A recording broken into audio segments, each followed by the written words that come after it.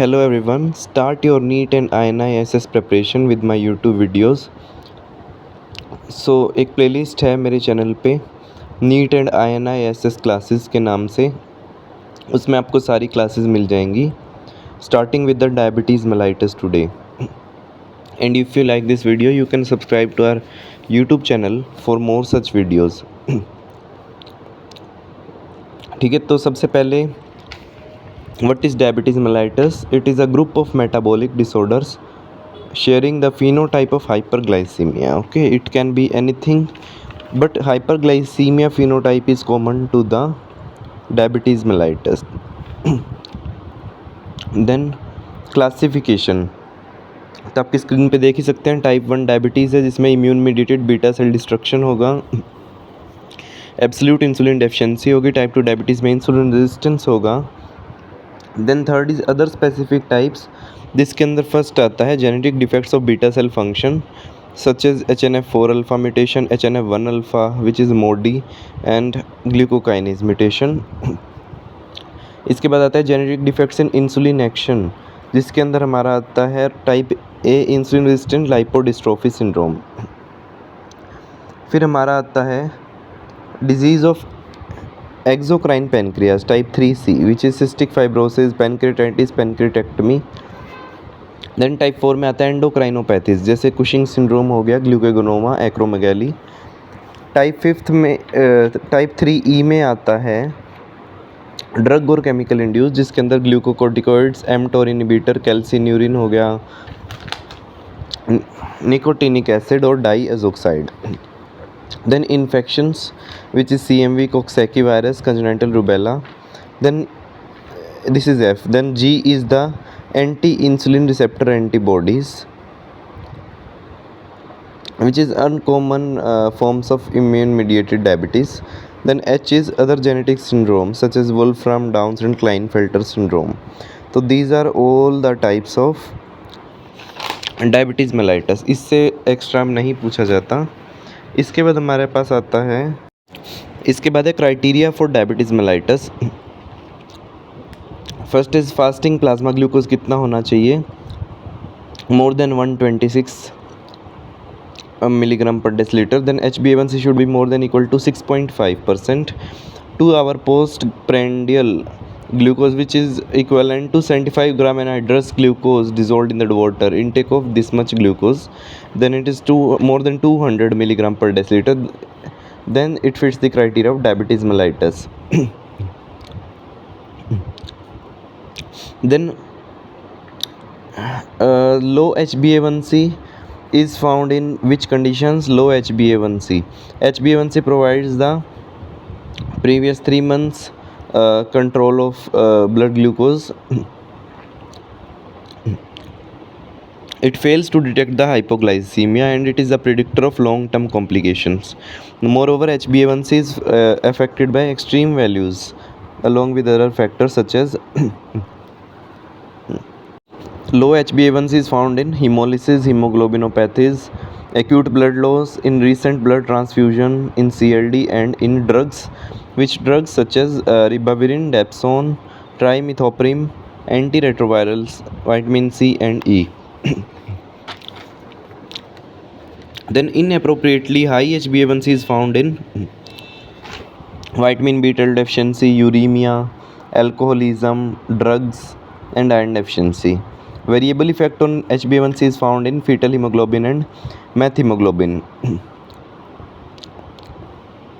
Then ADA 2024 guidelines for screening जो आपकी screen पे हैं, किस किस में हम स्क्रीनिंग करेंगे. First is adult with overweight और obesity, BMI more than 25 kg per meter square, with the risk factors such as first degree relative with the diabetes, history of cardiovascular disease, hypertensive, HDL less than 35, TG more than 250. In physical inactivity, in high risk races such as Latino or African American. In the signs of insulin resistance such as acanthosis nigricans. Then second is people with pre-diabetes, HbA1c 5.7 to 6.4. They should be tested yearly or screened. In gestational diabetes mellitus, every 3 years screening should be done. For all other people, the testing should begin at 35 years of age. People with history of pancreatitis, people with HIV, people with women with PCOS.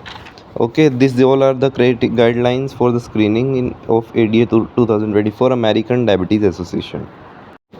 Then this is ominous octet of the defronzo. How hyperglycemia is occurring by decreased insulin secretion, decrease in incretin effect, increased lipolysis, increased glucagon secretion, increased HGP, hepatic glucose production, neurotransmitter dysfunction, decreased glucose uptake and increased glucose reabsorption. Okay, this is ominous octet of defronzo. Likewise, there is faithless 14 also, and many more such things also. So now some physiology. Gene for the insulin is located on chromosome 11 and gene for insulin receptor is on chromosome number 19. Then cleavage of C peptide 31 residues causes A chain which is 21 amino acid, B chain 30 amino acids, A and B chain form the active insulin. Then insulin processing.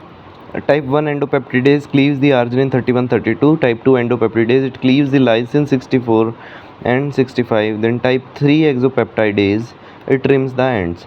So final products of insulin processing are insulin, C peptide and free basic amino acid.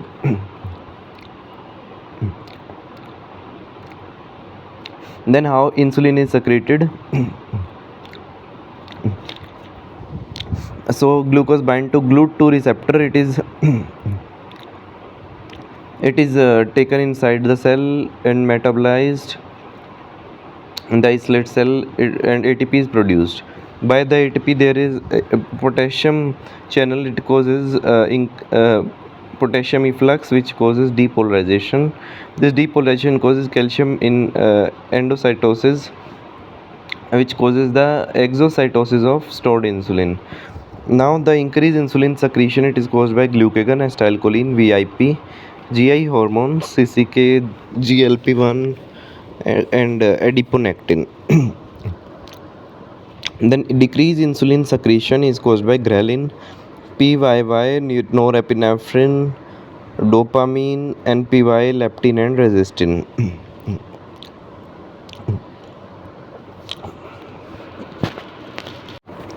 Then insulin receptor, it is an heterooctamer. It has 4 potassium channel which is Cur 6.2, 4 sulfonylurea channel SUR1. Okay. Then is the type 1 DM. Before that there is something about insulin action. Insulin 50% secreted insulin cleared by liver in the first pass. Insulin bind to receptor, it causes intrinsic tyrosine kinase activity which causes autophosphorylation and recruitment of insulin receptor substrates which bind to adapter proteins and cause cascade of phosphorylation and dephosphorylation which cause metabolic and mitogenic effects which cause increased glucose uptake and decreased glucose production. Okay, that is summed up the action of insulin. Then is the type 1 diabetes. So type 1 diabetes can develop at any age.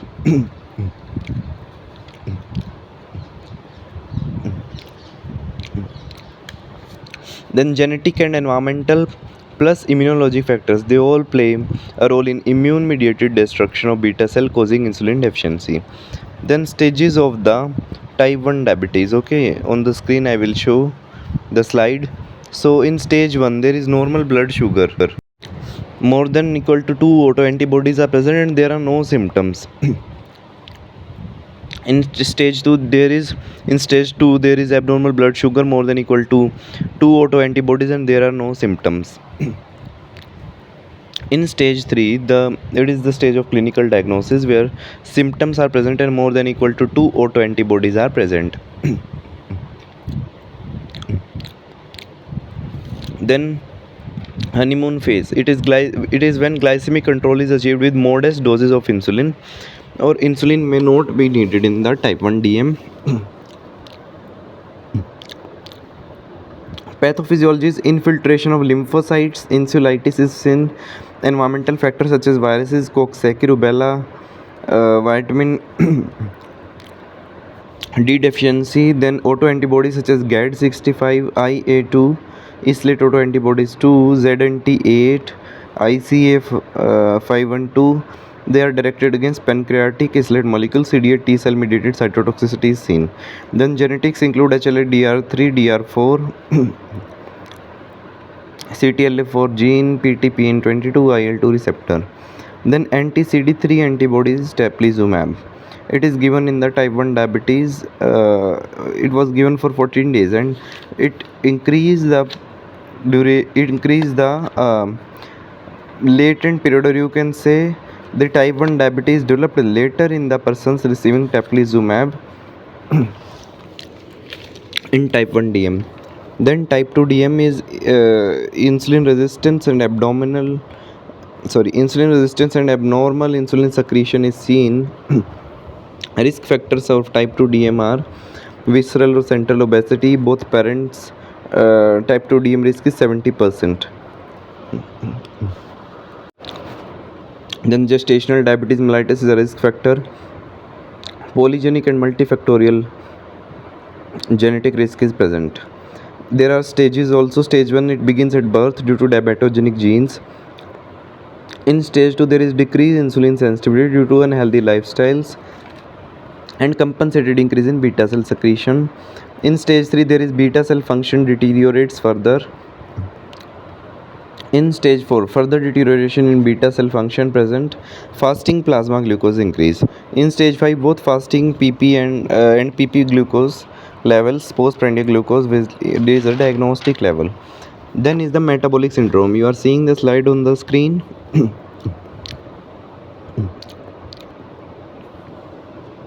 Metabolic syndrome or syndrome X, its criteria is central obesity should be present. Men more than waist circumference more than 102 centimeter in men, and women more than 88 centimeter. Then TGs should be more than 150. HDL in men less than 40 and women less than 50. BP should be more than equal to 130 by 85.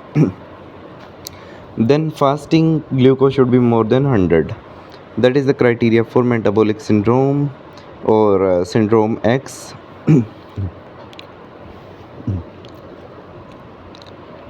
Okay, then is the monogenic maturity onset diabetes of young. So MODY, maturity onset diabetes of young, that we will do in the next video. So this was lecture 1 for NEET and INI SS covering the endocrinology chapter diabetes mellitus. तो एक playlist है हमारे channel पे NEET and INI SS classes के नाम से. You can access all the SS videos there free of cost. Okay, thank you and subscribe to my YouTube channel. Thank you everyone.